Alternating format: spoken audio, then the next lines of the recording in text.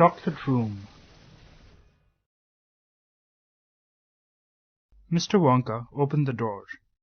5 children and 9 grown-ups pushed their ways in. And oh, what an amazing sight it was that now met their eyes. They were looking down upon a lovely valley. There were green meadows on either side of the valley, and along the bottom of it there flowed a great brown river.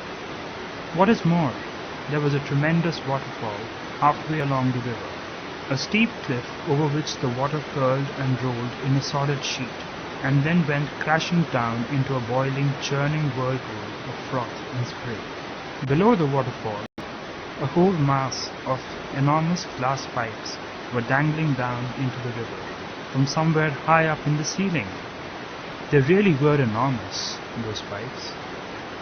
There must have been a dozen of them at least, and they were sucking up the brownish muddy water from the river and carrying it away to goodness knows where. And because they were made of glass, you could see the liquid flowing and bubbling along inside them.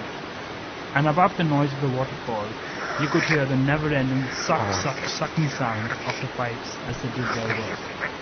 Graceful trees and bushes were growing along the river banks, weeping willows and alders and tall clumps of rhododendrons with their pink and red and mauve blossoms. In the meadows there were thousands of buttercups. "There!" cried Mr. Wonka, dancing up and down and pointing his gold-topped cane at the great brown river. "It's all chocolate. Every drop of that river is hot, melted chocolate of the finest quality, the very finest quality. There's enough chocolate in there to fill every bathtub in the entire country, and all the swimming pools as well. Isn't it terrific? And just look at my pipes. They suck up the chocolate and carry it away to all the other rooms in the factory where it is needed. Thousands of gallons an hour. My dear children, thousands and thousands of gallons." The children and their parents were too flabbergasted to speak. They were staggered. They were dumbfounded. They were bewildered and dazzled. They were completely bowled over by the hugeness of the whole thing. They simply stood and stared. "The waterfall is most important," Mr. Wonka went on. "It mixes the chocolate, it churns it up, it pounds it and beats it, it makes it light and frothy. No other factory in the world mixes its chocolate by waterfall, but it's the only way to do it properly. And do you like my trees?" He cried, pointing with his stick. "And my lovely bushes?